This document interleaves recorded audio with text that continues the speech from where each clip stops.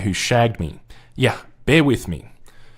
Lately I've been speaking quite a lot about media representation, not from the activist standpoint of feminists and MRAs who believe that these prevalent stereotypes are actually causing the harm and therefore must be stopped, but rather that these media representations do provide some insight into the common behavioural expectations of the human animal.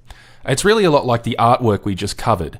Depictions of Venus over the ages obviously don't prove a several millennia-long patriarchal conspiracy of fat shaming, but it does give some insight into the biologically fixed expectations of what we consider reproductively ideal in potential female mates.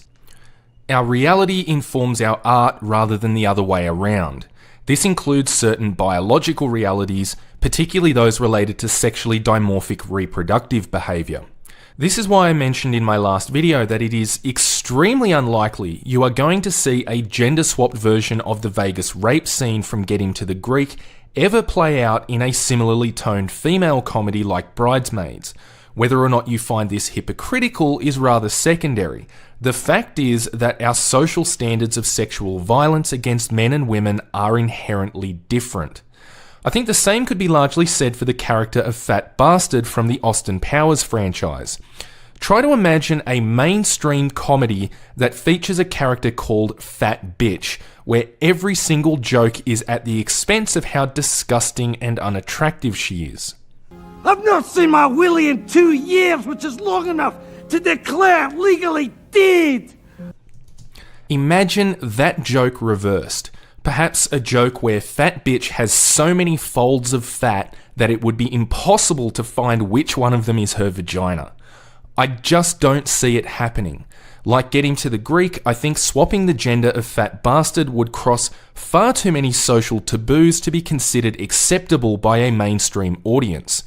As an example, compare Fat Bastard to Fat Amy, Rebel Wilson's character in Pitch Perfect, where Fat Bastard existed only as a comic foil to be made fun of at the expense of his weight. Almost the complete opposite is true of Fat Amy. We are expected to sympathise with her.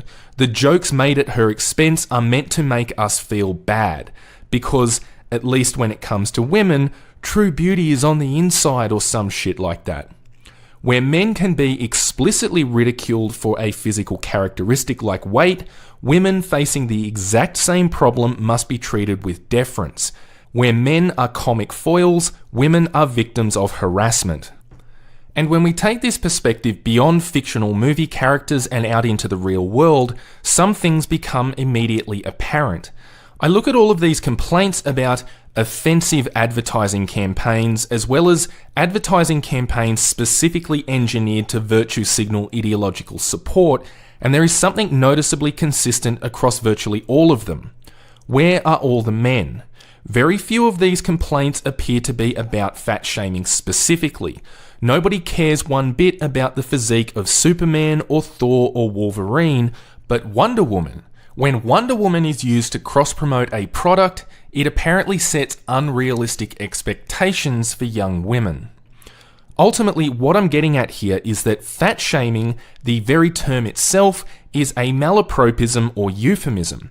A word has been intentionally left out for the purposes of plausible deniability, so that advocates can pretend that this conversation is happening within a framework of egalitarian social concerns.